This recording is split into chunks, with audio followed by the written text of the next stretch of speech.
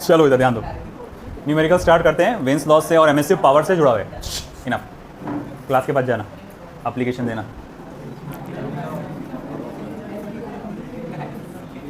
देखो lambda M की value क्या होगा, 227 डिग्री सेल्सियस, है ना। लैम्बडा एम कितना दिया हुआ है, 227 डिग्री सेल्सियस।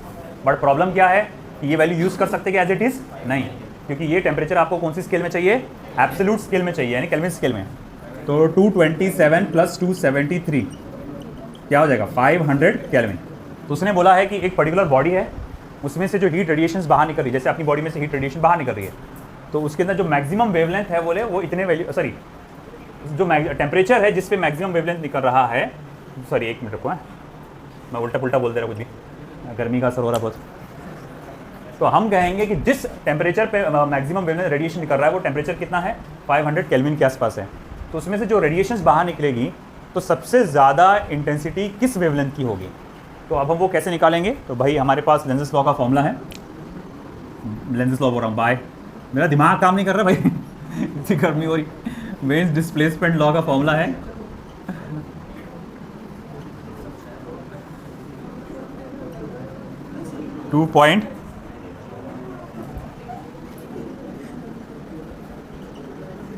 अब अगर सर ने लगाया नहीं कुछ तो मैं धरने पे बैठ जाता।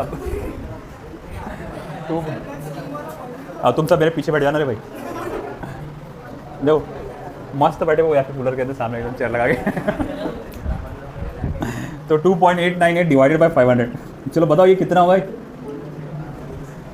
करो कैलकुलेट।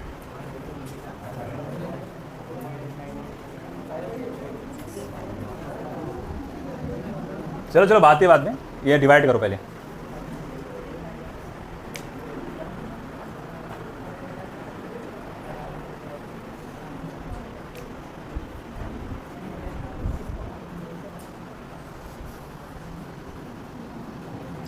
कितना आ रहा, इसका आंसर आना चाहिए 0.5796 into 10⁻⁻⁻⁵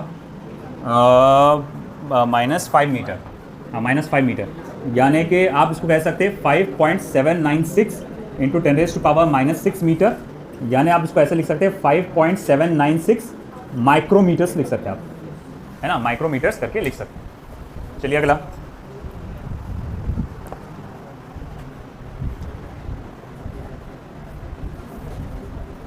calculate the value of lambda max for solar radiation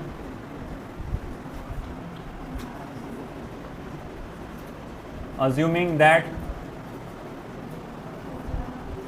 surface temperature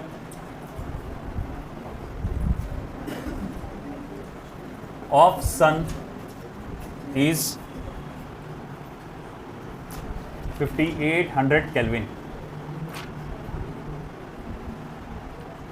bracket में लिखें B equals to 2.897 10⁻³ metre kelvin, in which part of the electromagnetic spectrum does this value lie।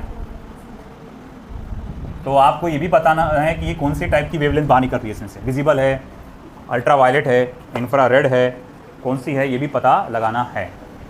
तो सबसे पहले तो मैं भैया कैसे पता लगाऊंगा, पहला तो काम मुझे लैम्बडा मैक्स कैलकुलेट करने के लिए कहा है। तो lambda max is equals to क्या हो जाएगा, B/T।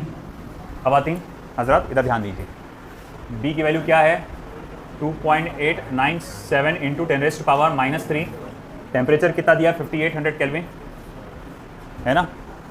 चलो अब इसको डिवाइड करो, अगर ये नीट में होता ये क्वेश्चन तो मैं 58 को 5.8 में कन्वर्ट करता, अप्रॉक्सीमेट में 6 डाल के इसको सॉल्व करता, है ना।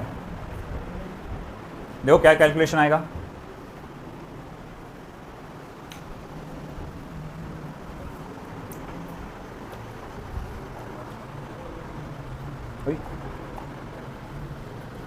पानी कहाँ है, अभी पानी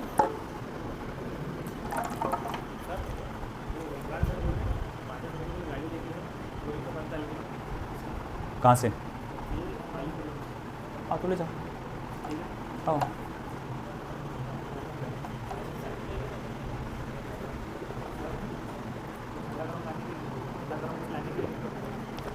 गरम तो मत लाओ, ठंडा ला सकते तो ला लो भाई, कुछ भी लाओ, कुछ भी।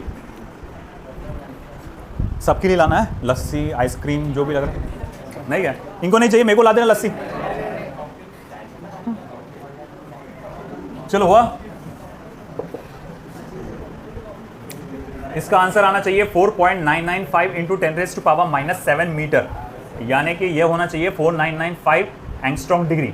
अब ये आपको जानकारी थोड़ी दिन के बाद पता, मतलब कुछ महीने बाद पता चलेगी, जब आप इलेक्ट्रोमैग्नेटिक वेव्स नाम का चैप्टर पढ़ेंगे, तो उसमें आपको मैं ये बताऊंगा अल्ट्रावायलेट वेव की रेंज कहाँ से कहाँ तक होती है, इंफ्रारेड की कहाँ से कहाँ तक होती है।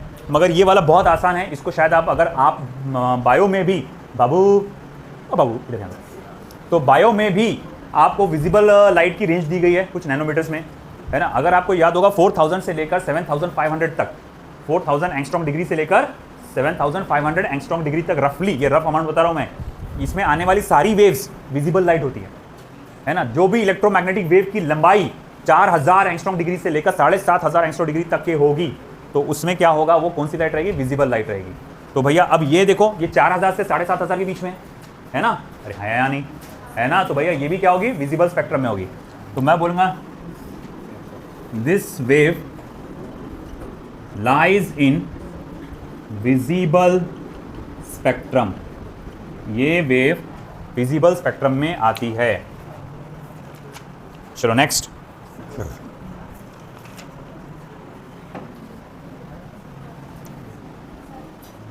हाँ जी, नहीं कुछ नहीं, कोई 5 मिनट नहीं।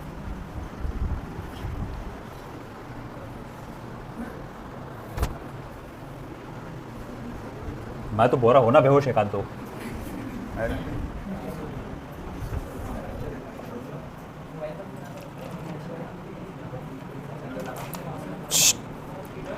चलिए नेक्स्ट।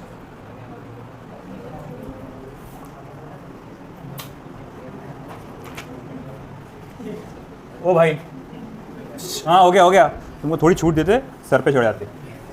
तो अर्थ्स मीन टेम्परेचर, अर्थ का जो मीन टेम्परेचर है कैन बी 280 केल्विन, मतलब उसका एवरेज टेम्परेचर जो है 280 केल्विन मान के चल सकते हैं। बहुत ज़्यादा कम हो जा रहा है। How well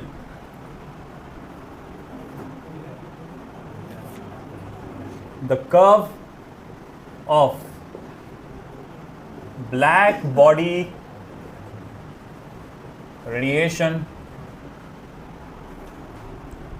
look like at this temperature, question mark, find out lambda max की वैल्यू पता लगाओ, in which part of the electromagnetic spectrum does this value lie, ये जो वैल्यू आएगी किस इलेक्ट्रोमैग्नेटिक स्पेक्ट्रम की रीजन में आएगी। बहुत आसान सा है सवाल। देखो उसमें 2 सवाल पूछे गए हैं।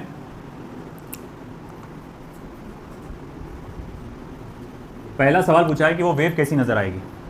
देखो एमिसिव पावर वर्सेस लैम्बडा का जो कर्व रहेगा कुछ ऐसा ही रहेगा, पहले बढ़ेगा बाद में कम होगा। तो ये तो डायरेक्ट आपको ग्राफ बताना है, वो हो गया। अब इसमें आपको लैम्बडा एम की वैल्यू पूछा है, साथ ही साथ वो भी पूछा है कि कौन से रीजन में आएगा। बी की वैल्यू आप जानते हैं 2.897 into 10⁻³ metre per kelvin, metre kelvin. फिर उसके बाद इसकी वैल्यू क्या दी गई है, कैपिटल टी की वैल्यू 280 केल्विन। कुछ कुछ समथिंग कुछ लगे रहा है इसके अंदर मुझको। इसकी 1.035 इंटू 10⁻⁻5 मीटर आएगा ये। अब अगर ये मैं पूछूंगा ठीक है 1.035 इंटू 10⁻⁵ मीटर, ये कौन सी वेव है, तो it lies in microwave region, microwave region में पड़ रही है। It lies in microwave region. ये सब के सब कौन से रीजन में आ रहे हैं, माइक्रोवेव रीजन में।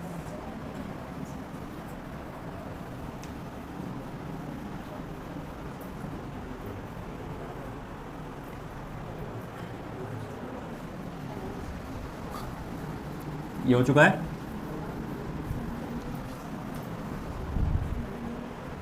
एक बहुत इंपॉर्टेंट ग्राफिकल क्वेश्चन है, ये आ चुका है वैसे नीट में और दोबारा आने के चांसेस होते हैं इसके। बहुत इंपॉर्टेंट क्वेश्चन है, हर किताब में हर जगह मैंने इसको देखा है, इवन आपके अपने मॉड्यूल में भी क्वेश्चन है ये।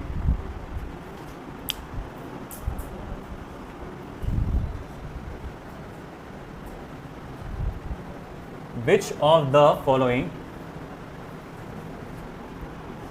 is frequency versus temperature graph for perfectly black body? इनमें से कौन सा फ्रीक्वेंसी वर्सेस टेम्परेचर ग्राफ है फॉर परफेक्टली ब्लैक बॉडी? जहां ये नू है, नू suffix m is the frequency of radiation with maximum intensity and capital T is absolute temperature, और capital T जो है इसमें absolute temperature है।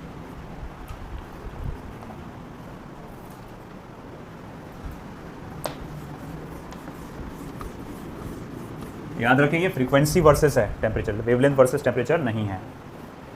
तो हमें ये ग्राफ कुछ ऐसा दिया हुआ है, ये क्वेश्चन में ही है ग्राफ, ये टेम्परेचर, द फ्रीक्वेंसी, और सबसे पहला कर्व जो है हाइपरबोला बताया गया है इस तरह से, ये सबसे पहला कर्व है हाइपरबोला।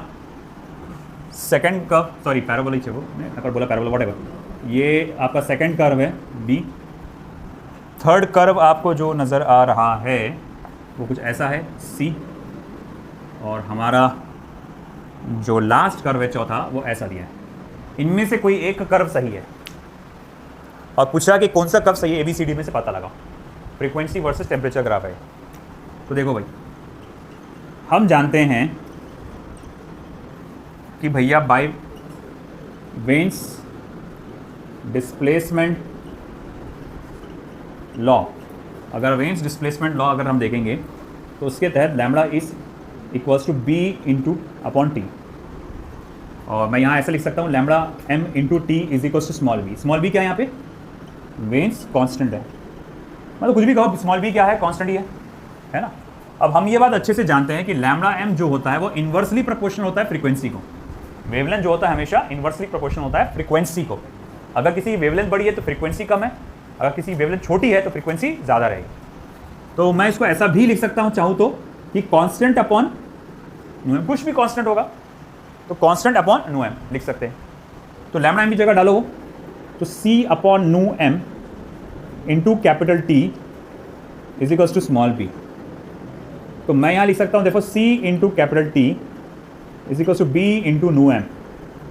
देखो nu m is directly proportional to capital T. तो अब यहाँ पर डायरेक्टली प्रोपोर्शनल तो साइन आ रहा। अब अगर आपको हल्का फुल्का भी नॉलेज है ग्राफ का तो आप बता सकते हैं कौन सा ग्राफ सही आएगा, सी वाला। फिर डायरेक्टली प्रोपोर्शनलिटी वाला ग्राफ सेम यही होता है ना। Hence curve C is the correct representation. Curve जो सी है वो सही रिप्रेजेंटेशन है।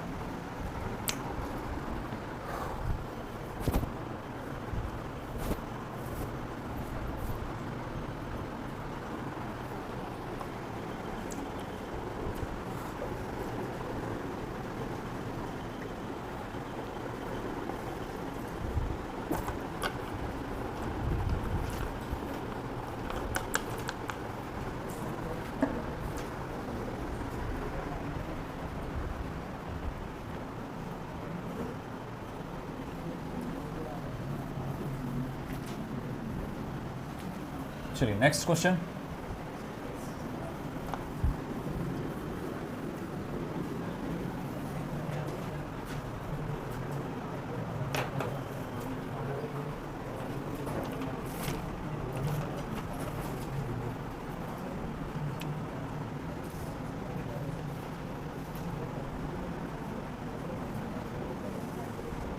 The energy of 6000 joule is radiated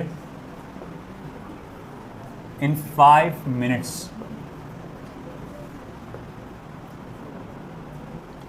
by a body of surface area 100 centimeter square. Find emissive power of body. आप बॉडी का एमिसिव पावर पता लगाओ.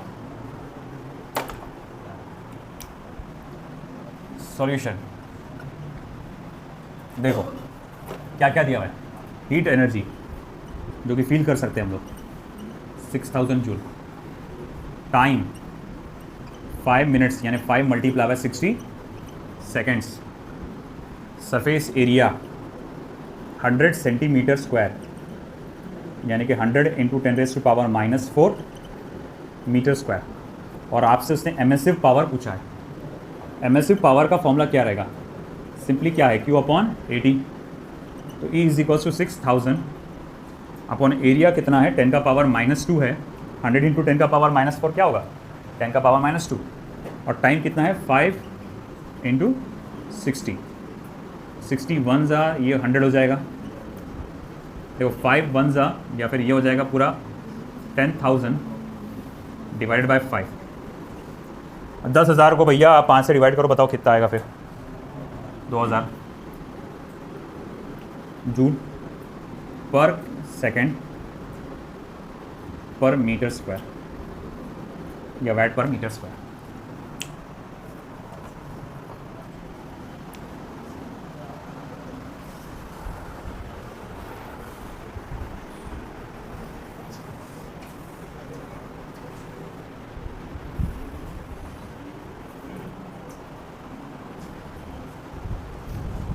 क्या देख रहे हैं तेरा सारा तेरे को. चलो ये वाला question. The emissive power of a sphere of area 0.02 metre square is 0.5 kilo calories per second per metre square.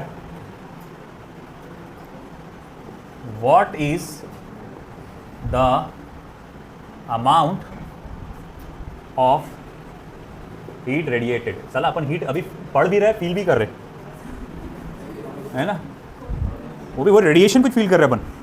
कमाल की बात है ना. ये सारा हाल रेडिएशन के heat radiation by the spherical surface. बोला क्या सही वक्त है ना चैप्टर्स पढ़ने का. फील के साथ पढ़ा रहा. बोलिए by the surface in 20 second.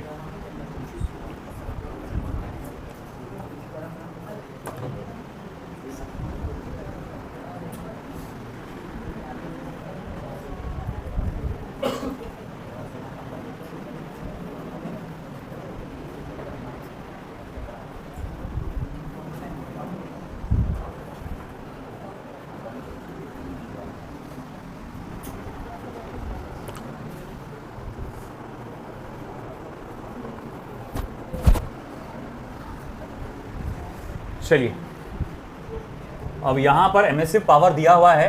Heat radiation आपसे पूछा गया है. तो क्या क्या दिया हुआ है देख लेते हैं अपन.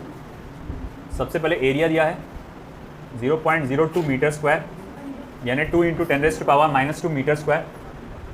और एमिसिव पावर आपको दिया गया है 0.5 kilo calories per second per metre square. और अमाउंट ऑफ हीट रेडिएटेड आपसे पूछा गया है. कितनी देर में बोला भाई 20 सेकेंड्स में. एमिसिव पावर का फॉर्मूला क्या है Q अपॉन 80. तो मैं यहाँ लिख सकता हूँ Q is equals to E80. E कितना है 0.5 एरिया 2 इंटू 10⁻⁻². और टाइम कितना है 20 सेकेंड्स. तो ये तो 1 हो जाएगा. तो 20 इंटू 10⁻⁻² किलो कैलोरीज यानी कि 0.2 किलो कैलोरीज ये हो गया. अगर उसको तुमको सिर्फ कैलोरी में कन्वर्ट करना है तो मैं लिख सकता हूँ 200 कैलोरीज या आप उसको क्या करो, 200 को 4.2 से मल्टीप्लाई कर दो, तो ये हो जाएगा 1 2 420 का 840, 840 जूल्स, ये आएगा आंसर। ठीक है भाई, इतना ही करते बस। अब क्षमता नहीं रही हमारी, क्षमता